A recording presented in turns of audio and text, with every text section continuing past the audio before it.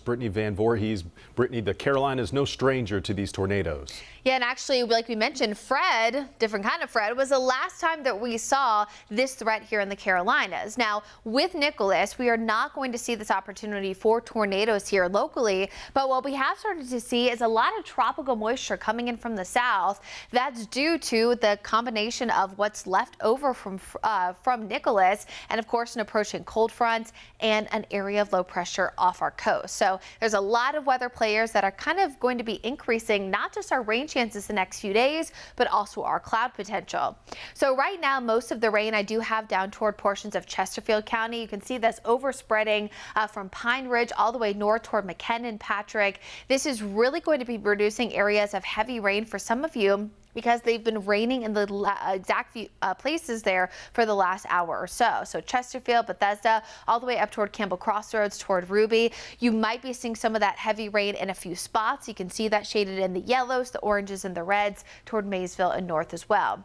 Now, this general trend of a south northwesterly movement is going to continue. You see that rain as well toward Jefferson. So as we go hour by hour, here's 8 o'clock. More areas of rain coming in from the south and gradually pushing northward. You can also see the very dense cloud cover across most of the region, really adding on to not just the chance of rain, but the mugginess we'll have around with all of that tropical moisture. And we've been mentioning in the past few hours that the Inspiration4 rocket launch is this evening from Cape Canaveral.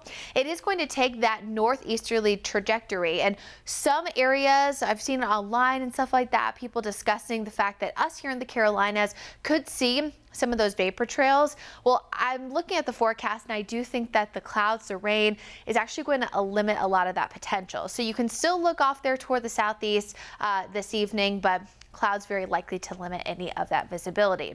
Overnight lows into the upper 60s, lots of cloud cover, and of course an opportunity for rain. Temperatures tomorrow afternoon, most of you peaking at about the mid 80s. It's going to be warm still, but pretty muggy around. And you can see that hour by hour through your Thursday, just showing more clouds, more opportunities for rain off and on for much of the day. So if you do have that chance to get outside, or you have plans to get outside at any point tonight or tomorrow, I'd have the umbrella handy. Here's the latest on Tropical Depression Nicholas, still sitting right over Louisiana. And like I just showed you there with all that tropical moisture, it's really going to be expanding into the Carolinas, Georgia, Alabama, and Mississippi over the coming days. For those folks, though, they are going to see much more rain than what we're expected to see. We also have additional moisture thanks to this area of lower pressure sitting just off our coast. It is still expected to stay away from the east coast of the U.S. in terms of center of circulation, but it is going to bump up our rain chances and, of course, our opportunity for some elevated rip current risk through the weekend. Then there are two more areas to watch, these coming right off the coast of Africa. Now, that first one shaded in red, this is going to be one we'll be eyeing closely over the next at least 10 days or so, because we're saying that by day 10, it's still going to be all the way there toward the Lesser Antilles. So wrapping up kind of our tropical discussion is, in the near term, nothing to be concerned about, but that is contributing to our additional rain chances over the next week as temperatures remain at, if not slightly lower than normal. All right, Brittany, thank you.